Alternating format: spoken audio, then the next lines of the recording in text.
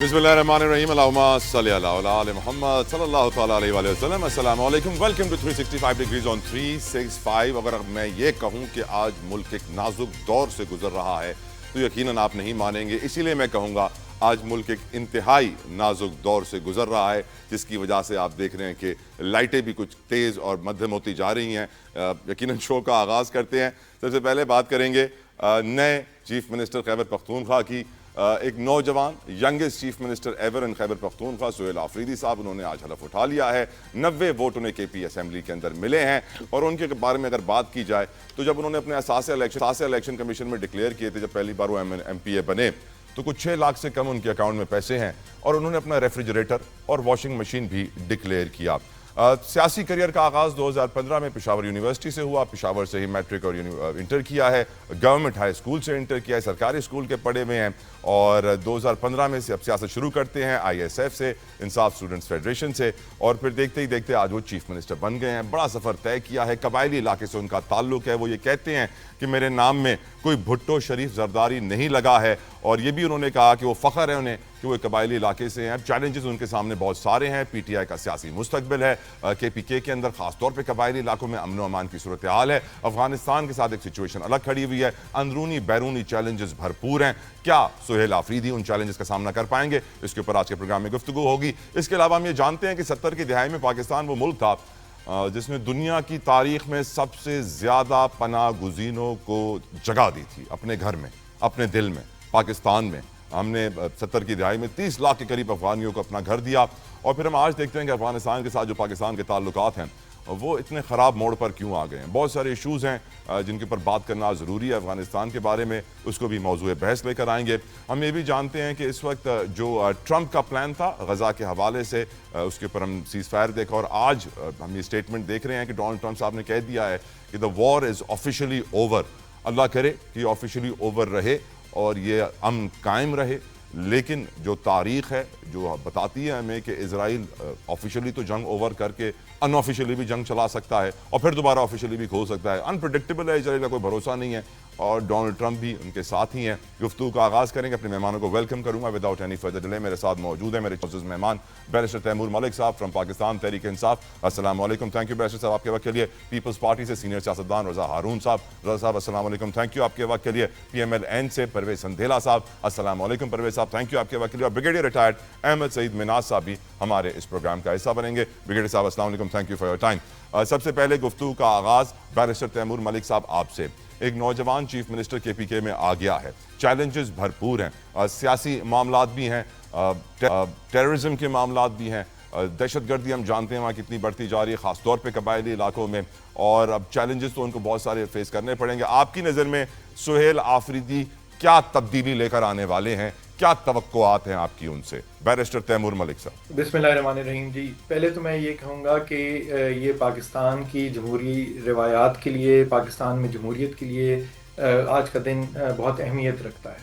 आप ये ना देखें कि पाकिस्तान तहरीक इंसाफ से एक नौजवान स्टूडेंट लीडर आज वज़ीर आला मुंतखब हुआ है। आप ये देखें कि एक जमात जिसको खैबर पख्तूनख्वा के अवाम ने मैंडेट दिया, आज उस जमात के 90 मेंबरान ने, खैबर पख्तूनख्वा असेंबली ने एक नौजवान और उनसे बहुत ज़्यादा कई सीनियर लोग मौजूद हैं इस ऐवान के अंदर, एक स्टूडेंट लीडर जो कि who's risen through the ranks, आज उसको वज़ीर आला सब ने अपनी सपोर्ट के साथ मुंतखब किया है।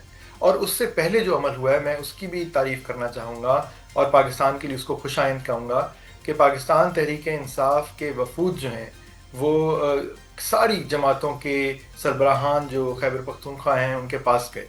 लीडर ऑफ द अपोजिशन से बात की, वो गवर्नर खैबर पख्तूनख्वा तक के पास गए, उन्होंने JUI से बात की, उन्होंने पीपल्स पार्टी और नून लीग के अहदेदारान से बात की।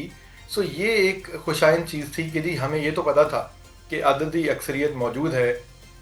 जिसको भी नामज़द किया गया इमरान खान की साहब की तरफ से उसको वज़ीर आला इलेक्ट करने के लिए, लेकिन फिर भी जमात के अहदेदारान जो हैं वो सबके पास गए और अच्छे माहौल में मुलाकातें हुई। सो मेरे ख्याल में ये जो एक पहले तासुर था कि जी तहरीक इंसाफ शायद किसी से बात नहीं करती, वो अब आपके सामने है कि हमने एक कंसेंसस से एक अनअपोज CM इलेक्ट कराने के लिए सबके साथ जाके बात की। ये एक बड़ी खुशाइन चीज़ है। फिर जिस तरह जितने लोग मौजूद थे उन्होंने, चाहे इलेक्शन कमीशन ने उनको आज़ाद डिक्लेयर कर दिया हुआ था, लेकिन उन्होंने यकमुश्त खड़े होकर एक नए वज़ीर आला का इंतखाब किया है। ये भी बहुत खुशाइन बात है। सो अगर कोई ये समझे, जो समझा जाता रहा है पाकिस्तान में पहले, कि जी जमात से हटा दें, आज़ाद कर दें, प्रेशर डाल लें और हॉर्स ट्रेडिंग कर ली जाए, मेम्बरान को तोड़ लिया जाए, एक अक़लियती जमात के मेंबर को वज़ीर आला या वज़ीर आज़म मुंतखब करा लिया जाए, तो मेरे ख्याल में आज की जो मिसाल है वो अब आगे सबके सामने होगी। तो हमें इस तनाजुर में देखना चाहिए। और जहाँ तक क्या सुहेल आफरीदी अलीमा खानम को राजी कर पाएंगे? क्या सुहेल आफरीदी दहशतगर्दी खत्म कर पाएंगे? कबायली इलाकों में एहसास महरूमी दूर कर पाएंगे? देखें, ये सब कुछ जो है, पाकिस्तान का कोई भी किसी भी जमात से ताल्लुक़ रखने वाला, क्या किसी के पास कोई जादू की छड़ी है कि वो एक दिन में सब कुछ, या एक महीने में, या एक साल में भी ख़त्म कर पाया हो या कर सके? ये नहीं है। सो जहाँ तक बात है तहरीक इंसाफ की, इमरान खान साहब की फैमिली की, हर किसी की बिल्कुल अपनी एक सोच हो सकती है आगे भी। जहाँ एक चीज़ डिसीजन लिया गया, सब उसके साथ खड़े हुए। आप सलमान अकरम राजा साहब को देखेंगे, आप जुनैद अकबर साहब को देखेंगे, आप बाकी लोगों को देखेंगे, सब मौजूद थे नामजद वज़ीर आला के साथ खैबर पख्तूनख्वा के पेशावर में। जहाँ तक बात है उनकी डिलीवरी की, ये तो देखें आने वाली दिनों में पता चलेगा। मैं उम्मीद रखता हूँ, मैं पाकिस्तान के नौजवान तबके के लिए उम्मीद रखता हूँ, मैं पाकिस्तान के स्टूडेंट्स के लिए उम्मीद रखता हूँ कि पाकिस्तान में वाकई रिप्रेजेंटेटिव पॉलिटिक्स का जो है वो उसकी तरफ ज़्यादा कदम बढ़ना चाहिए।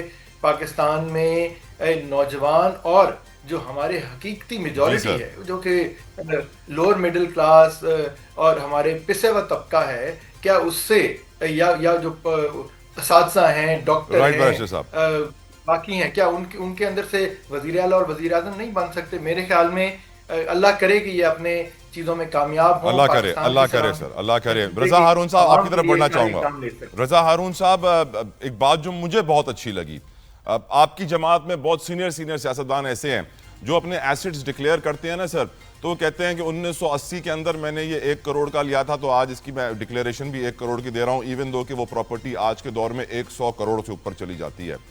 जो हमारे नए चीफ मिनिस्टर KPK हैं, उन्होंने अपनी वॉशिंग मशीन और अपना फ्रिज भी डिक्लेयर किया। पाकिस्तान के 90% सियासतदान सर अपने सारे घर भी अगर वो देख ले तो उनको मालूम ही नहीं हो कि कितने फ्रिज हैं, कितने AC हैं, कितने वॉशिंग मशीन हैं। आपकी नज़र में एक मिडिल क्लास नौजवान का चीफ मिनिस्टर KPK बनना, जिसका बैकग्राउंड आपके सामने मैंने रखा, क्या शो करता है पाकिस्तान के सियासी मुस्तकबिल के लिए? रज़ा हारून साहब, क्या ये खुशाइन बात है मिडिल क्लास लोगों का, ना सिर्फ ये कि मुंतखब ऐवानों में आना, बल्कि वज़ीर आला की पोस्ट पे जाना, मेयर बनना, काउंसलर्स बनना, हर जगह पे। ये सिर्फ ये नहीं कि वज़ीर आला, किसी भी पोस्ट के लिए मिडिल क्लास लोगों को, या मिडिल क्लास की जो हमारी जो 98% आबादी है मिडिल क्लास है ना, जिसको एक मसले का पता होता है, जो उन मसाइल से गुजर कर पला पड़ा होता है, जो सरकारी स्कूलों में पढ़ा है या गली कुचों में रहा है, जिसने मेहनत की है जिंदगी में, जिसने स्टूडेंट पॉलिटिक्स की है, तो बहुत सारे पॉजिटिव्स हैं सुहेल आफरीदी साहब के साथ। इसी तरह आपको याद होगा कराची में जब फारूक सत्तार साहब मेयर बने थे जी, तो वो APMO से आए, तो गालिबन उम्र उनकी 27-28 साल थी उस वक्त जब वो कराची के मेयर बने थे।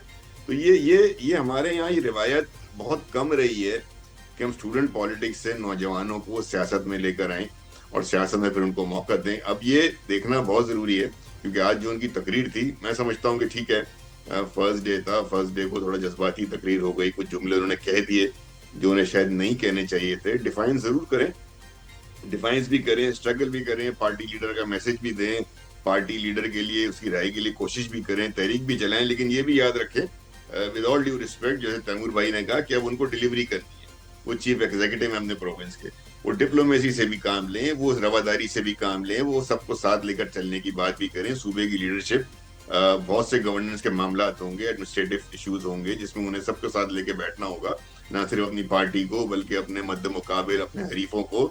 उनको ये हमांगी सूबे में क्रिएट करनी है, अभी उनकी जिम्मेदारी है। उनकी जिम्मेदारी अब सिर्फ ये नहीं है कि वो तहरीक इंसाफ के स्पोक्स पर्सन बन जाए, या तहरीक इंसाफ के इशूज को या तहरीक इंसाफ के लीडर के जो मामला हैं उन्हीं के ऊपर वो आवाज उठाएं, बल्कि उनकी बुनियादी आईनी जिम्मेदारी जो उनका हल्फ उनसे डिमांड करता है वो ये है कि सूबे की सर्विस करें, सूबे के अवाम की सर्विस करें। सूबे के अंदर जो एक अफरा तफरी है, या खास तौर पर इस वक्त जब हम ये बात कर रहे हैं, तला आपको पता है कि अफगानिस्तान पाकिस्तान के दरमियान क्या मामला चल रहा है, बॉर्डर पे एक जंग सी छिड़ी हुई है, फिर अपने बहुत सारे मामला हैं दहशतगर्दी के, तो उनके सामने इस वक्त टेबल पे मल्टीपल इश्यूज होंगे। और मैं उम्मीद करता हूँ यंग बंदे से कि वो एनर्जेटिक भी होगा, वो टाइम भी दे सकेगा, और जैसा आपने फरमाया, मैं आपकी बात पे बिल्कुल यकीन करता हूँ कि जो अपने एसेट्स भी इस तरह बता रहे हैं, तो अब ये सारी चीजें उनको प्रूफ करनी है अपने काम से। और ये जज्बातियत, ये रुमानवियत, ये उनकी पार्टी को डील करना चाहिए, पार्टी को अपने वजीर आला को एज ए वजीर आला परफॉर्म करने देना चाहिए। तो हमारी तमाम तर जो है वो दुआएं उनके साथ होगी, अच्छा परफॉर्म करें, सूबे की जरूरत है। और देखें ना, ये बात याद रखें कि उनको लाने की जरूरत क्यों पेश आई, इसीलिए पेश आई ना कि पिछला बंदा भी तो इसी पार्टी का था, तो यकीनन वो परफॉर्म नहीं कर पा रहा होगा, और उसके मल्टीपल इश्यूज होंगे, गवर्नेंस के मामलात होंगे, फिर पार्टी के अपने अंदर जो रिफ्ट चल रही थी, उनको अपनी पार्टी के अंदर भी बहुत से मामलात को देखना है। तो अब जहां एक तरफ पार्टी उनसे उम्मीदें लगाएगी तला, वहां सूबे के अवाम और पाकिस्तान के अवाम भी उनसे उम्मीदें लगाएंगे ना, बेशक उन्होंने अब क्या परफॉर्म करना है। बिल्कुल सही कह रहे हैं। We should all support him। एक जमहूरी अमल से वो मुंतखब होकर आए हैं, एक जमहूरी जमात की वो चॉइस है, सबको एक्सेप्ट करना चाहिए। और पाकिस्तान की सर 60% नौजवान आबादी को ये एक ख्वाब मिला है कि वो भी अगर अपने पॉलिटिकल एस्पिरेशंस और एम्बिशंस को लेके आगे बढ़ें तो किसी बड़ी पोजीशन पर पहुंच सकते हैं। परवेज संदीला साहब, आज जो बात नए चीफ मिनिस्टर आफरीदी साहब ने कही कि मेरे नाम में ना भुट्टो है, ना शरीफ है, ना जरदारी है, मैं एक मिडिल क्लास आदमी हूँ, और बहुत सारे लोग कहते हैं कि इसकी वजह से एक स्टेटस को भी टूट जाता है कि एक नौजवान गरीब फैमिली को बिलोंग करने वाला भी चीफ मिनिस्टर बन सकता है। आपकी नज़र में क्या एक्सपेक्टेशंस हैं? और यकीनन PMLN जैसी जमात, इतनी ताकतवर बड़ी पुरानी जमात, आई थिंक आपकी जमात के अंदर भी अब नौजवानों को मौका मिलना चाहिए सर। बहुत शुक्रिया तला साहब। एक तो आपने जो बताया उनकी फ्रिज के बारे में और उनकी वॉशिंग मशीन के बारे में, जरा ये भी पूछ लीजिएगा कि वो कस्टम है या नॉन कस्टम पेड है, क्योंकि उनके बारे में कहा जा रहा है कि वो नॉन कस्टम पेड वज़ीर आला है। और वो भी देख लीजिएगा कि वो कस्टम पेड है कि नहीं है, वो तो आने वाले वक्त में पता लगेगा। देखें, अगर भुट्टो लगा होता तो शायद उस खानदान में से आगे जाके मिसाक जमहूरियत जैसा वायदा कर जाता। अगर भुट्टो खानदान का नाम होता तो हो सकता है वो एटम बम बनाने की बुनियाद रख देते, और अगर शरीफ खानदान का नाम होता तो हो सकता है वो एटम बम चलाकर या फिर हिंदुस्तान को मतलब बड़ा टफ टाइम देकर। देखिए, नामों में बड़ा कुछ रखा होता है। भुट्टो खानदान से होना और शरीफ खानदान से होना कोई ये ताना नहीं है, बल्कि ये मेरे ख्याल जमानत है मुल्क की तरक्की की, ये जमानत है मुल्क को आगे बेहतरी से ले चले के। आप जिस 36 साल बच्चे की बात कर रहे हैं, मुझे नहीं पता सिवाय इस बात के उसका क्या मिशन है, तो वो इमरान खान को रहा कराना चाहता है, यही उसका ख्वाब है। इससे पहले हम सुनते थे कोई इश्क रसूल में मरता था, कोई इस्लाम के लिए, कोई दीन के लिए, कोई मुल्क के लिए मरता था, लेकिन वो कह रहा है मैं तो एक शख्सियत के लिए मरूंगा, उसका नाम इमरान खान है। और अगर वो अपना कोई मंशूरी ले देता, हमें वो बता देता कि जी मैं पंजाब के मुकाबले में 110 मनसूबे लेके आ रहा हूँ और फलाफला चीज पे काम कर रहा हूँ, तो मैं फिर भी मान लेता कि बड़ी अच्छी बात है, नौजवान आ गया। अब इस बात पे ढंडोरा पीटना, एक नौजवान आ गया और नौजवान आकर उसका तजर्बा क्या है, उसका एक्सपीरियंस क्या है, और इस बात पे कि उसकी जो टोटल सेविंग है वो 6 लाख रुपए थी। अब देखे ना, तो कराची की एक बहुत बड़ी जमात रही है माजी में, अब भी वो है। वो जब वो उनकी आई थी तो उनके जितने अरकान थे, किसी की टेंटर वाली दुकान थी, कोई डॉक्टर था, कोई एक नॉर्मल इंसान की जिंदगी बसर कर रहा था। लेकिन आगे जाके देख ले, उनके रुतबे देख ले, उनकी दौलतें देख ले, तो ये एक अच्छी चीज है इसको। लेकिन हमें देखना यह है कि करेंगे क्या। उनके जिस सूबे के वो वज़ीर आला बने हैं, उस सूबे में जो आज हालात हैं, वो एक ऐसा मुल्क जिसके साथ हमारी कम अज कम हमेशा हमने 40 लाख 50 लाख लोगों को, उस मुल्क के लोगों को पाला है, पोसा है, अपनी जमीनों में जायदादों में हिस्सा दिया है, अपना शनाख्ती कार्ड, अपना पासपोर्ट तक उनको दिया है। उनके साथ हमारी जंग चल रही है, और वहां पे एक ऐसे आदमी को लेके आना जो सिर्फ और सिर्फ वो करेगा जो इमरान खान कहेगा। और इमरान खान क्या कहेगा, पूरा मुल्क बंद कर दें, पूरे मुल्क को जला दें, और फिर अपनी अफवाज को सूबे में ये जो दहशत गर्द है इनके खिलाफ ऑपरेशन ना करने दे। इस छत पे वो लाया गया है, और मैं उसकी क्या तारीफ करूं, या मैं उसके नौजवान होने पे कौन सा ढोल बजाऊं, या मैं उसको मतलब कि वो उसका 6-7 लाख रुपया। नहीं सर, हमें देखना यह है कि इन नाजुक हालात में, इतने सेंसिटिव सूबे में जिस बंदे को लाकर बैठा दिया गया है, क्या वो ये सब कुछ वहां पे हैंडल कर सकेगा। तो मेरा ख्याल है कि मैं नाउमीद नहीं हूँ, मायूस नहीं हूँ, खुदा की जात बेहतर जानती है आने वाले दिनों में क्या होगा। लेकिन कोई ट्रैक रिकॉर्ड या कोई ऐसा आने वाला, और उसको चलाएगा कौन पीछे बैठ के, मुराद सईद साहब चलाएंगे। और मुराद सईद साहब की जो सोच है वो आपको पता है, क्योंकि वो एक यूनिवर्सिटी से हैं, क्योंकि वो एक ग्रुप से हैं, क्योंकि वो स्टूडेंट थे, क्योंकि उनका सुबह शाम उठना बैठना साथ में है। अब अंदाजा कर लें कि जिसको मुराद सईद चलाएगा और जिस सोच को मुराद सईद लेके चल रहा है, वो वज़ीर आला क्या काम करेगा और आने वाले दिनों में इस टोबे को क्या सर मुराद सईद की पावर को भी अंडर एस्टिमेट ना करें सर, वो अभी तक पकड़े नहीं गए हैं। और मुराद सईद की पावर को ऐसे में तो बुशरा भी नहीं कर सकती, मैंने क्या करना है। Okay okay okay okay Parvez साहब, ओके परवेज साहब, ब्रिगेडियर साहब की तरफ बढ़ने दें परवेज साहब, आपकी इजाजत से। बिल्कुल आपका पॉइंट आ गया परवेज साहब, बिल्कुल बात आ गई। ब्रिगेडियर साहब आपसे पूछना चाहूंगा सर, केपीके वो सूबा है जो कि दहशतगर्दी की लपेट में काफी वक्त से है, कबायली इलाके से एक नौजवान चीफ मिनिस्टर का आना, आपकी क्या तवक्कुआत हैं ब्रिगेडियर साहब? देखिए जी, बिल्कुल जैसे मेरे 3 साल बात कर रहे थे कि यंग क्यादत है जिसको आज मुंतखब किया गया, और as a layman, as a Pakistani शहरी, not as a defence analyst, मैं समझता हूँ कि अच्छी बात है अगर असेंबली ने फैसला किया है। अप्रीहेंशंस भी हैं, उम्मीदें भी हैं, लेट्स सी कि वो पाकिस्तान के लिए और केपीके के लिए खास करके अच्छा करें। इसको केपीके को सबसे ज्यादा खतरा या जो चैलेंज है वो दहशतगर्दी से है ऑफ कोर्स, और उस सिलसिले के अंदर जो लॉ एनफोर्समेंट एजेंसीज हैं जिसमें कि जो प्लानिंग उसकी जितनी एम्प्लॉयमेंट होती है वो आर्म फोर्सेस के पास है, तो लिहाजा जो फेडरल गवर्नमेंट है उनको मैंडेट दे रखा है कि इस इलाके के अंदर दहशतगर्दी को आप खत्म करें। अब उसके 2 तरीके हो सकते हैं, एक डायलॉग और दूसरा फाइटिंग करना। अब डायलॉग को हम 12 दफा पीछे हम उसको मौका दे चुके हैं, लेकिन बदकिस्मती से उस गैप को, जब डायलॉग प्रोसेस शुरू हुआ था तो उसको दहशतगर्दों ने अपने आप को मजीद सेटल करने के लिए, अपने आप को रिकूप करने के लिए इस्तेमाल किया, बजाय से कोई मेन धारे में शामिल होते। तो लिहाजा एक पेसिमिस्टिक अप्रोच, एक अप्रीहेंशन जरूर है कि शायद दोबारा मुमकिन ना हो, और ऐसा ना हो कि हम 2004 वाली स्टेट में वापस चले हैं, जबकि हम कई ऑपरेशन कर चुके, ज़रब-ए-अज़ब किए हमने और कितने ही निजात वाले हमने ऑपरेशन किए, लेकिन ये जो डायलॉग का प्रोसेस है उसको सबोताज किया। तो लिहाजा जो चीफ आर्मी स्टाफ की और फेडरल गवर्नमेंट की मर्जी ये है कि हम स्टेटस को के पीछे नहीं जाएंगे, हम इसको वंस फॉर ऑल इस मिनट को खत्म करेंगे। और मुझे यकीन है कि कबायली इलाके से खुद अफरीदी साहब का ताल्लुक है, वो खुद भी जानते हैं कि उनके वहाँ पे लोकल किस तरह से जो है वो लोग अफेक्ट हुए हैं, उनको बिजनेसेस नहीं इस तरह से पनप सके जैसे होने चाहिए थे, डेवलपमेंट वहाँ पे नहीं हो सकती जैसे होनी चाहिए थे, उनके बच्चे, उनकी खवातीन इवन वहाँ पे कोलेटरल डैमेज में शहीद होते रहे दहशतगर्दों के हाथों, तो वो खुद भी उनको इस चीज का एहसास होगा।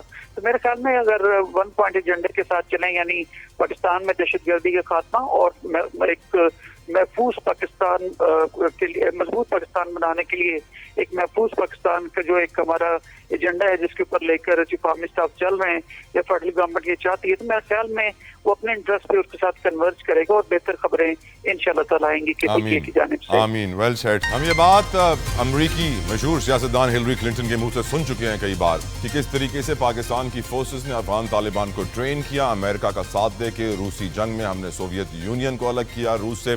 उसके बाद हमने अमेरिका की ही एक जंग वॉर ऑन टेरर में मुशर्रफ दौर में शुरू होती है जिसके अंदर हम अफगानिस्तान के खिलाफ कार्रवाई करते हैं और अमेरिका का साथ देते हैं। और फिर हमने अभी रिसेंटली भी देखा कि जो गैर कानूनी तरीके से अफगानी यहाँ पे रह रहे थे उनको हमने रिपैट्रिएट किया, वापस अफगानिस्तान भेजा। एक नेगेटिव सेंटिमेंट अफगानिस्तान और पाकिस्तान के दरमियान क्रिएट करना इंडिया का भी बड़ा शौक है और वो चाहते हैं कि ये दोनों मुस्लिम मुल्क दोस्त ना बने और वो अपनी पॉलिटिक्स भी कर रहा है। ब्रिगेडियर साहब, आपसे मैं यहाँ पे गुफ्तगू का आगाज़ करूँगा। हमने अफगानियों के लिए अपने दिल खोले, अपने घर खोले, सब कुछ हमने उन पर कुर्बान किया। 30 लाख के करीब जो रेफ्यूजीज थी उनके लिए अपने पाकिस्तान की ज़मीन खोल दी, सब कुछ दे दिया उनको।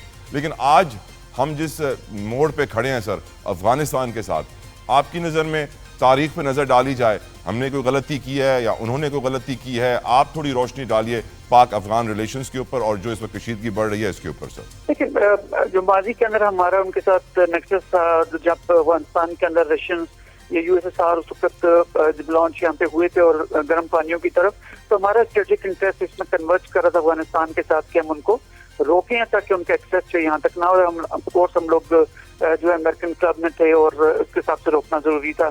उसके बाद जब यहाँ पे वॉर ऑन टेरर शुरू हुई तो पाकिस्तान की काविशों से जो है वो अमेरिकन जो है वापस यहाँ से गए, नेटो फौजवान यहाँ से वापस गई, और इसमें कोई शक नहीं है कि जितनी वहाँ पे फतवात हुई हैं या उनको इंडिपेंडेंस मिली है फॉरेन ऑक्यूपेशन फोर्सेस से, उसमें पाकिस्तान का बहुत बड़ा हाथ है और हमने वहाँ पर भी खासी जानें दी हैं और अपनी प्लानिंग से उस मुल्क को बाहर वाले लोगों से बचाया।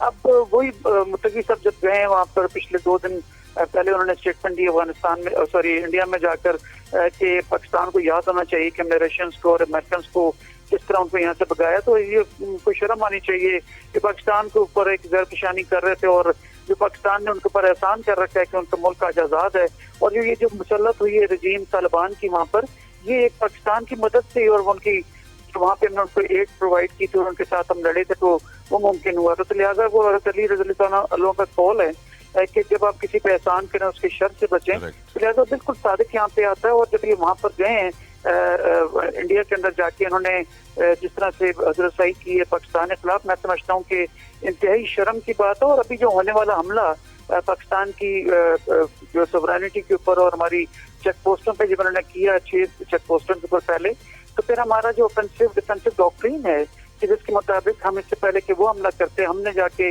उनके ऐसे तमाम असेंबली एरियाज को हिट किया 11 और 12 की रात होती, जहाँ पे टीटीपी के एलिमेंट्स को वो रिसर्फेस कर रहे थे, रीऑर्गेनाइज कर रहे थे, क्योंकि मुत्तकी साहब जो वहाँ इंडिया में बैठ के अपनी सलाहियतों को बताना चाहते थे कि हमें फंड की भीख दें जैसा माजी में देते हैं, और लोग हम कैसे इन तमाम चीज़ों को एड्रेस करते हैं। तो लिहाजा इन तमाम चीज़ों को देखते हुए हमने इसका जो है वहाँ पे भरपूर ऑपरेशन किया और इनको वहाँ से हमने जो है वहाँ पे मारा। और पाकिस्तान के भी नुकसान जरूर हुआ कि हमने सही शहादतें कबूल की, लेकिन उनके सैकड़ों के अंदर, लेकिन एट द सेम टाइम आपने अब पोजीशन ऑफ स्ट्रेंथ से नेगोशिएशंस करनी है, क्योंकि जैसे हमने 1 घंटे के अंदर अंदर इंडिया को अपने घुटनों पे लेकर आए थे ऑपरेशन बनाना मरसूस के अंदर, ये आधे घंटे में घुटनों पे आप पोजीशन ऑफ स्ट्रेंथ से जब नेगोशिएशन होंगी तो मुझे यकीन है कि इंशाल्लाह ताला वो तालिबानी जो वहाँ पे रजीम है इस वक्त, वो अपने अब लॉन्च करते हुए जो है वो 100 दफा सोचेंगे। और बड़ा क्लियरली चीफ आर्मी स्टाफ ने पोजीशन ली है कि इसके बाद अगर पाकिस्तान में दहशतगर्दी हुई और हमारे पास प्रूफ, सॉलिड प्रूफ हुआ कि इसमें तालिबान रजीम के लोग या अफगानी शामिल हैं, तो हम उनको वहाँ पे जाके हिट करेंगे। बिल्कुल ठीक सर। परवेज संदेला साहब, योर ओपिनियन ऑन पाक Afghan issue sir? Very disappointed. मैं अफगानिस्तान के मामले पे वेरी डिसअपॉइंटेड फ्रॉम अफगानिस्तान। मेरे ख्याल में उनको 1 नहीं 2 नहीं 40 साल तक पाला पोसा, फिर मैं पहले भी कह चुका हूँ, अपने पासपोर्ट से लेके हर जगह पे हिस्सा दिया, लेकिन जिस तरह वो हिंदुस्तान के साथ आकर खड़े हो गए हैं और जिस तरह हमारे बार बार समझाने पर अपनी सरजमीन को हमारे खिलाफ इस्तेमाल करने से नहीं रोक पा रहे, और बल्कि वो वहां पर उसका शायद कोई डबल एडवांटेज देखें। वो कहते हैं कि हमारी सरजमीन पे अमन है, सुकून है, वहां पर किसी किस्म का कोई मसाइल नहीं है। अगर इस बात को मान लिया जाए तो फिर हमारी तरफ जो किया जा रहा है अब वो तो फिर बड़ी जुल्म और ज्यादती है। तो उसका जो ये जो अभी जवाब दिया जा रहा है, अब देखें ये पिछले दिनों जो उनको जो तश्कीलें थी, वो तश्कीलें पाकिस्तान में इंटर कर रहे थे, पाकिस्तान अफवाज को दूसरी साइडों पे मसरूफ करके, ताकि इधर आके फिर वही तबाही फेर सकें। और पाकिस्तान अफवाज की बर वक्त कार्रवाई ने उनको रोका भी, और मेरे ख्याल में ये कार्रवाई उस वक्त तक जारी भी रहनी चाहिए। देखिए अफगानिस्तान मुल्क एक नाम का मुल्क है, लेकिन एक्चुअली वो बहुत सारे एक आज़ाद कबाइल जत्थों का गढ़ मुल्क है। उसमें ना तो कोई हुकूमत है, काबुल में होगी हुकूमत या जलालाबाद में होगी या मज़ार शरीफ में होगी, इसके अलावा हुकूमत तो किसी नहीं है। शहरों के अंदर हुकूमत है, इन बॉर्डरों पे तो हुकूमत का कोई बस ही नहीं चलता है। लेकिन इन जत्थों को ख़त्म करने के लिए जो पाकिस्तान आर्मी ने ये जो ऑपरेशन स्टार्ट किया, मेरे ख्याल में आखिरी दहशतगर्द तक इसको जारी रखना चाहिए। आप देखें पूरी दुनिया से पहले क्या होता था कि अफगानिस्तान में जर्मनी से लेके, फ्रांस से लेके, डेनमार्क, नॉर्वे से लेके उनके लिए बैठकें हुआ करती थी, उनको दोबारा कैसे खड़ा करना है, वहां पर इन्वेस्टमेंट कैसे लेके जानी है। आप ये देखें कि वो इस वक्त कतर के और सऊदी अरब के तरले कर रहे हैं कि किसी तरह पाकिस्तान को समझाए कि एक दफा हमें माफी दे दें। कोई दुनिया का मुल्क, इवन चाइना की तरफ से आपने कोई बयान देखा है? ट्रंप ने कहा मुझे तो पता ही नहीं है वहां पे कोई जंग चल रही है। तो अफगानी जो है ना दुनिया में तो अरेलिवेंट है, हम उनके साथ। और फिर देखें खुदा की जात रोजी देने वाला है, खाना देने वाला है, खाने पीने, लेकिन पाकिस्तान एक बहुत बड़ा जरिया उनके लिए हर मामले में। फिर अभी तक वो वहां पे रह रहे हैं। आप अपने इस्लामाबाद में चले जाएं, आप अपने कराची में देखें, लाहौर में देखें, सर कोई जगह महफूज नहीं है इनसे। और उसके बावजूद एक वो खा रहे हैं आपका और एक वो पी रहे हैं, आपको ये लफ्ज नहीं कहने चाहिए। और उसके बाद फिर आपके मुल्क में जो दहशतगर्दी कर रहे हैं, देखें ये जो माओ के बेटे हैं ना, कोई बेटा जो हमारा शहीद होता है तो वो 10 दिन पहले शादी करके गया होता है, और कोई शहीद होता है तो 10 दिन बाद शादी होती है। किसके यहाँ बच्चा पैदा हो गया होता है 10 दिन पहले भी देखा, और किसी के यहाँ शहीद होने के 15 दिन के बाद बच्चा पैदा हो रहा है। और जिस तवातर से इन दहशतगर्दों, ये फितनल खवारिज के मुकाबला करते हुए और इनकी दहशतगर्दी खत्म करते हुए हमारी अफवाज, हमारे बच्चे शहीद हो रहे हैं, मेरे ख्याल में कोई कंप्रोमाइज नहीं करना चाहिए।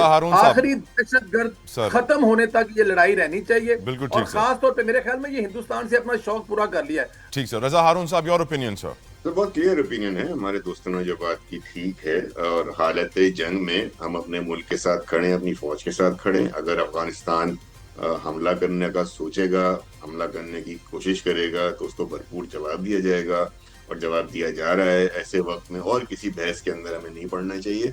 माजी की बहुत बड़ी कहानी है, हम सबको पता है क्या हुआ क्या नहीं हुआ, और किस तरीके से कई दहाइयों तक यहाँ हमारे यहाँ मेहमान रहे अफगानी, उसको इस बात का ख्याल रखना चाहिए था। फिर आप देखें ना कि अफगानिस्तान में क्या मुंतखब हुकूमत है। हमारे बहुत से दोस्त जो हैं वो तजिया निगार कहते हैं मुज़ाकरात करो। भाई किससे मुज़ाकरात करें? क्या वहां पे कोई मुंतखब हुकूमत है? क्या वो जमहूरी तौर पे गवर्नमेंट कर रहे हैं? क्या उनको अपने अवाम, चले हमारे तो छोड़े, क्या उनको अपने अवाम की पुष्ट पनाही हासिल है? क्या वो वहां से इलेक्ट होकर आए हैं? मतलब क्या उनके पास ये मैंडेट भी है? बहुत सारे सवाल आते हैं ना। फिर क्या अफगानिस्तान में इंसानी हुकूक की खिलाफ वर्जियां नहीं हो रही? अपने अपने लोगों के साथ वो क्या कर रहे हैं? फिर बॉर्डर क्रॉस करके जो क्रॉस बॉर्डर टेररिज्म वहां से हो रहा है, जो दरअंदाजी हो रही है, जो हमें नुकसानात हो रहे हैं, और सबसे बढ़कर हमारे हमारे प्यारे प्यारे जवान फौजी जो शहीद हो रहे हैं, क्या उसका जो है कोई हिसाब किताब नहीं होगा? मुज़ाकरात किससे मुज़ाकरात किए जाए? तो मुज़ाकरात, आई एग्री विद ब्रिगेड साहब, मुज़ाकरात पॉइंट ऑफ स्ट्रेंथ से होते हैं। उनको जवाब दिया जा रहा है, उनको जवाब दिया जाएगा। और उनको ये एक बात आपको ये सोचनी होगी ना कि इतना अरसा हो गया, इतने अरसे बाद वो जाके बैठे हैं भारत में। मतलब आप देखें ना, अभी मार्का हक हुआ है। मार्का हक में पाकिस्तान ने जो कामयाबी हासिल की है वो हिंदुस्तान को बदतरीन शिकस्त दी है, भारत को बदतरीन शिकस्त दी है। उसके बाद बहैसियत मुस्लिम बरादर मुल्क कोई अफगानिस्तान पे या उनके हुक्मरानों पे कोई फर्ज बनता था? कोई इखलाकी फर्ज बनता था कि पाकिस्तान ने आपको पनाह दी, आपके लोग यहाँ पर हैं, भी इतने अच्छे हालात हैं तो हमारे सारे अफगानी भाई वापस चले जाए ना। इतने अच्छे हालात हैं तो कभी तालिबान सरबराह ये बयान दे ना कि जी अब सब वापस आ जाओ, हम सबके लिए हाथ खोले खड़े। कभी नहीं किया।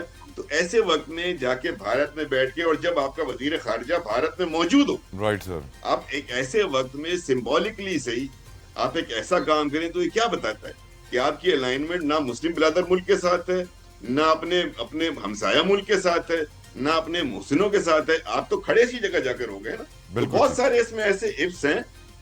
मैं समझता हूं कि हमें बिल्कुल इस वक्त किसी तरह की डिबेट में पड़े बगैर, और ये जो लोग कह रहे हैं ना कि मुज़ाकरात कर लीजिए, भाई किससे मुज़ाकरात कर? बिल्कुल ठीक सर। क्या मजाक? बाज लोग कह रहे हैं अपनी पॉलिसी में नजरसानी करे। पाकिस्तान क्यों करे अपनी पॉलिसी में नजरसानी? वो क्यों नहीं करेंगे?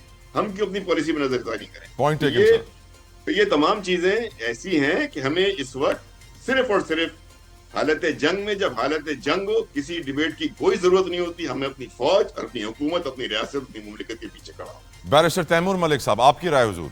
जी देखें, दो चीज़ें अहम हैं। एक तो ये कि पाकिस्तान की खारजा पॉलिसी जो है वो कश्मीर सेंट्रिक है, और कश्मीर के ऊपर कोई भी पाकिस्तान मुखालिफ अगर बयानिया लेगा, पोजीशन लेगा, तो नेचुरली पाकिस्तान को फिर अपनी जियो पोलिटिकल सर्कमस्टांसेस जो हैं और डिसीजन मेकिंग वो उसके हिसाब से करनी पड़ेगी।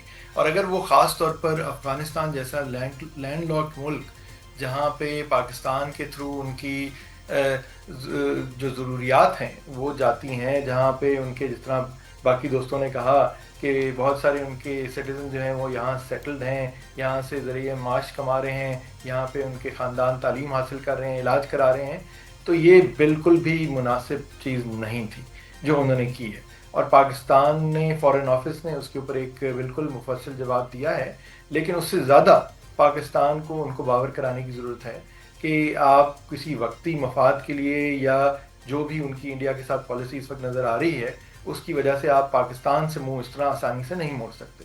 दूसरी चीज़ कि पाकिस्तान के ख़िलाफ़ किसी और मुल्क की सरजमीन इस्तेमाल हो पाकिस्तान में दहशतगर्दी के लिए, किसी और चीज़ के लिए, तो वो भी बर्दाश्त नहीं की जानी चाहिए। तो इन चीज़ों के ऊपर तो कोई दो राय नहीं है कि पाकिस्तान को अपना कश्मीर के ऊपर मौक़िफ़ का भी दिफा करना है, और पाकिस्तान ने ये भी इंश्योर करना है कि पाकिस्तान के ख़िलाफ़ किसी और, ख़ासतौर पर बरादर इस्लामी मुल्क की सरजमीन जो है, वो कोई भी मुल्क हो, वो इस्तेमाल नहीं हो सकती, और उसके लिए जो एक्शन ज़रूरी हो वो लेने चाहिए। करेक्ट। जहाँ तक बात आपने आखिर में ये की कि जी कि क्या बातचीत होनी चाहिए, क्या नहीं होनी चाहिए। देखें, बातचीत तो आप फिर इजराइल पैलेस्टाइन का मामला ले लें, इनका अफगानिस्तान, तालिबान और सारे मामला बातचीत से ही हल होते हैं।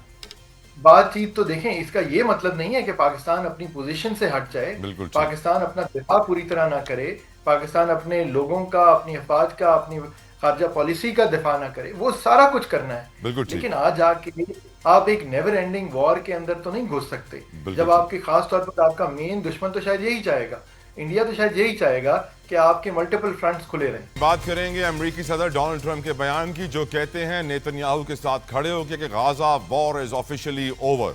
क्या वाकई इट इज ऑफिशियली ओवर, या फिर अनऑफिशियली भी वो शुरू कर सकते हैं, गुफ्तगू करते हैं इस पर अपने मेहमानों से। डोनाल्ड ट्रंप की ये स्टेटमेंट है कि Gaza war is officially over, क्या आपको इस स्टेटमेंट पर एतबार है? और गजा के बारे में जो कहा जा रहा है कि 80 साल लगेंगे दोबारा इनके घर तामीर करने में, 3.5-4 लाख घर, आपकी नज़र में ये सूरत हाल अब बेहतर होगी या फिर ये लटकती तलवार है जो फिर भी दोबारा कभी गिर सकती है? बैरिस्टर तैमूर मलिक साहब। देखें, अगर आप इसराइल का पास्ट देखें, उनके पास्ट एक्शंस देखें, जब भी कोई सुलह हुई या इस तरह का सीज फायर हुआ, तो उससे तो फिर यही लगता है कि ये मामला इतनी आसानी से ख़त्म नहीं होंगे। लेकिन बतौर मुसलमान, बतौर एक शख्स, तो बंदा यही दुआ करता है कि जो हमारे गज़ा के मुसलमानों की तकलीफ़ है वो दूर हो, और जो उनका रिहेबिलिटेशन का प्रोसेस है वो तो नेचुरली दिहाइयों पे मुकीत होगा। जितनी तबाही वहाँ मचाई गई है, दुनिया ने वहाँ पे जो जेनोसाइड हुआ उसको टाइमली रोका नहीं, जो वहाँ बर्बादी हुई उसको रोका नहीं। सो अब जाके जो भी मामलात हैं, जाहिर है हम उम्मीद कर सकते हैं कि जी चीज़ें बेहतरी की तरफ जाएंगी। और उसमें ज़रूरी है अभी भी कि मुसलमान ममालिक जो हैं उनके इर्द गिर्द सारे मुसलमान ममालिक ही हैं, अगर वो यूनाइटेड होकर खड़े रहें और जामिन बने इस चीज़ के मामलात कंट्रोल रहें, इजराइल फिर कोई एडवेंचरिज्म की तरफ ना जाए, फिर तो हम उम्मीद रख सकते हैं। बिल्कुल ठीक। रजा हारून साहब, आपको डोनाल्ड ट्रंप के इस जुमले के ऊपर एतबार है कि Gaza war is officially over? Sir, Donald Trump America का सदर है, इस वक्त यूनिपोलर पावर है दुनिया की, और उन्होंने ये मायदा करवाया है। उनका प्लान था 20 पॉइंट्स को पढ़े ना आप, उस 20 पॉइंट्स में जो सदर ट्रंप ने दिए थे यही सारी बातें हैं ना जो भी तैमूर भाई बता रहे थे। रिहेबिलिटेशन की बात है, रिकंस्ट्रक्शन की बात है, बहुत से और फार्मूले हैं। फिर दूसरी बात है कि देखें वो सालिस भी है ना, वो सालिस हैं, वो प्रेजेंटर है उस फार्मूले के, तो उसको तहफ़्फ़ुज़ देना, उसका जामिन बनना, गारंटर भी वही है। दूसरी बात है कि इसके दो फरीक हैं, एक इसराइल है और एक फलस्तीन या हमास है। हम और आप तो इसके फरीक नहीं है ना, हम और आप तो इसके फैसिलिटेटर्स हैं। अगर वो हमसे कुछ मांगे तो हमें कहना चाहिए। ये जो हमारे यहाँ खामखा के हम लोग जो बन जाते हैं ना कि एडवोकेट विदाउट किसी नाम में एडवोकेसी दियो न दियो, हम एडवोकेट बन जाते हैं। हमें इससे थोड़ा एकदम पीछे हटाना चाहिए था भाई। Let them do it. वो टेबल पर बैठे हुए हैं, वो मुज़ाकरात कर रहे हैं, हमास भी बैठी हुई है, फलस्तीन भी है, इसराइल भी है, वहां सालिस भी बैठे हैं, सालिसों के बीच में हो रहा है और सदर ट्रंप उसको देख रहे हैं। तो it's none of our concern at the moment के क्या होता है। हाँ, हमें फिक्र होनी चाहिए, हमसे जो हो सकेगा हम करेंगे, पाकिस्तान से जो मदद मांगी जाएगी वो करेंगे, लेकिन हम उसके अंदर अब इस पूरे प्रोसेस में जो एक पीस प्रोसेस था, एक प्लान था ट्रंप साहब का, वो कन्वर्ट हो रहा है मुआहदे में। इस अग्रीमेंट के अंदर हमें अपनी कोई शरायत रखने की अभी कोई खास जरूरत नहीं है। Let the process complete. दूसरी बात एक इंपॉर्टेंट है आपके पहले सब्जेक्ट से, सर देखें, अफगानिस्तान के मामले में एक मुताद रवैया हमें ये रखना है कि हमारे मुल्क से बहुत सी आवाजें उठती हैं जो कि खामखा एडवोकेट बन जाती हैं कि हमें जो है ऑपरेशन नहीं करना चाहिए, हमें ये नहीं करना चाहिए। खुदा के वास्ते ये एडवोकेसी इस वक्त बंद करें। जब जंग हो रही हो ना तो ये ऑपरेशन नहीं होगा, और ऑपरेशन होगा, ये डिबेट नहीं होनी चाहिए मुल्क में। बिल्कुल ठीक। परवेज संदेला साहब, your views on it sir. Sir, मेरे ख्याल में वेरी पॉजिटिव। देखें, ये 1-2 महीनों का नहीं, ये दहाइयों का एक तकलीफ है, दुख है। जब आप आज उनके कैदी वापस हो रहे थे तो वो व्यू देख रहे थे जिसमें बसें जा रही थी, तो जो साइड पे मलबे के ढेर थे वो किसी वक्त बड़े खूबसूरत घर थे। तो हमें इस पार्ट का होने पे भी फख्र है। मुझे मेरा वज़ीर आज़म, मेरे मुल्क का वज़ीर आज़म मियां मोहम्मद शहबाज साहब वहाँ पर सदर ट्रंप और जो मिस्री सदर है उनकी दावत पर गए हैं और उस अमन समझौते में, उन अमन माहदे में बैठे हुए हैं। बहसीयत पाकिस्तानी कौम हमने अपना जो हिस्सा है जिस तरह से डाला है, और आज अगर वहाँ पे अमन हो रहा है, सुकून हो रहा है, तो ये एक बेहतरी की तरफ आप पहला कदम कह लें। हमने अभी शायद 99 कदम और चलने हैं उन फलस्तीनियों के लिए, हम वो भी चलेंगे। लेकिन सबसे पहला पॉजिटिव ये है कि वहां पर खुराक पहुंचना शुरू हो गई है, वहां पर लोगों के आने जाने के मसाइल खत्म हो गए हैं, और वो जो सुबह सा स्कूलों, घरों और अस्पतालों पर बमबारी थी वो रुक गई है। तो मेरे ख्याल में ये पॉजिटिव है। और सदर ट्रंप को, वो जो पाकिस्तान ने पहले दिन से कहा था कि नोबल इनाम के हकदार हैं, मुझे लगता है कि वो ये अमन पीस करवाने के बाद उसके ज्यादा हकदार होंगे। देखिए, इंसानियत, एक इंसान को कत्ल करने का ना, तो यहाँ पे तो कितने ही लाखों लोग हैं जिनकी जिंदगियां बचाई जा रही हैं। बिल्कुल ठीक, बिल्कुल ठीक। अब प्रोग्राम में वक्त है, मैं परवेज साहब सॉरी टू इंटरप्ट, लेकिन मुझे ब्रिगेडियर साहब की तरफ बढ़ना है। ब्रिगेडियर साहब, क्या ये सीज फायर या जिसे कहा जा रहा है war is officially over, do you believe these words? Brigadier Ahmed Saeed Minaj साहब। जी बिल्कुल। देखिए, मैं इसका ऑप्टिमिस्ट और पेसिमिस्ट दोनों एंगल पे सबने क्विकली रख देता हूँ। पेसिमिस्टिक अप्रोच क्या चीज है कि जो इसराइली हैं बहुत कैजुअलिटी सेंसिटिव हैं। एक अगर इसराइली कुछ करें तो वो उसकी जगह 100 पैलेस्टीनियंस को हिट करते हैं। तो लिहाजा उनका मकसद शायद ये हो सकता है कि इस पॉज से अपने वो जो इसराइली इनके सोल्जर्स कैप्चर्ड हैं उनको रिलीज करें। तो पेसिमिस्टिक अप्रोच है, may be it's not that strong statement जैसे कि होनी चाहिए। नंबर 2 ये है, जैसे उन्होंने कहा कि मेरे दोस्त कह रहे थे कि जो प्रेसिडेंट ट्रंप वो पीस प्राइस के लिए जाना चाह रहे थे, तो उन्होंने शायद इसके लिए जो है वो जो सामने लेकर आए। नंबर 3 जो है वो जो मेरी पेसिमिज्म है वो ये कि चूंकि पूरी दुनिया में एंटी नेतन्याहू और एंटी इसराइल एक डिमॉन्स्ट्रेशन चल रही थी, तो उन्होंने पॉज दी है और दोबारा से हो सकता है कि वो इस अपने एक्शन को दोबारा शुरू करने की तमाम जो है उनकी नीयत हो सकती थी। ये पेसिमिस्टिक अप्रोच हो गई।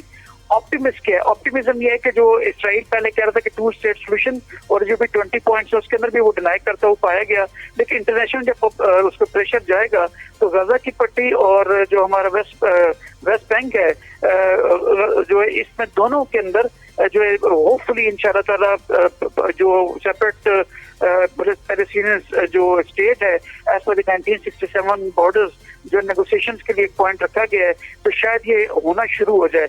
और नंबर 2 पॉइंट ये ऑफ कोर्स जो हमने कवर किया कि वहाँ पे गजा पहुंचना शुरू हो गई और वो इतनी रेजिलिएंट कौम है पैलेस्टीनियंस के, उनके बुलडोजर्स ने जो डेब्रीज हैं उसको उठाना भी शुरू कर दिया है। और नंबर 3 के पिछले 2 सालों से जिस तरह से फलस्तीनी वहाँ मारे जा रहे थे, तो हमारी जो फेडरल गवर्नमेंट है और हमारे फील्ड मार्शल साहब की कोशिश से अगर ये जंगबंदी हुई है और फलस्तीनियों की जानें बची हैं, ये बचेंगे तो फिर किसी फलस्तीनी आजाद स्टेट में रहेंगे ना। तो लिहाजा इस वक्त जंग रोकना, लोगों की जानें बचाना अवलीन मकसद है। इंशाल्लाह ताला 2 स्टेट सॉल्यूशन की तरफ भी जाएंगे। तो एक होपफुली जो है सिचुएशन जरूर इमर्ज होने जा रही है। ब्रिगेडियर रिटायर्ड अहमद सईद मिनाज साहब, परवेज सिंधीला साहब, रजा हारून साहब, बैरिस्टर तैमूर मलिक साहब, तमाम मेहमानों का बहुत शुक्रगुजार आपके वक्त के लिए। प्रोग्राम का वक्त तमाम होता है। अपना फीडबैक सोशल मीडिया पर मुझे जरूर दीजिएगा। अपना ख्याल रखिएगा। I see you tomorrow. Until then, अल्लाह हाफिज।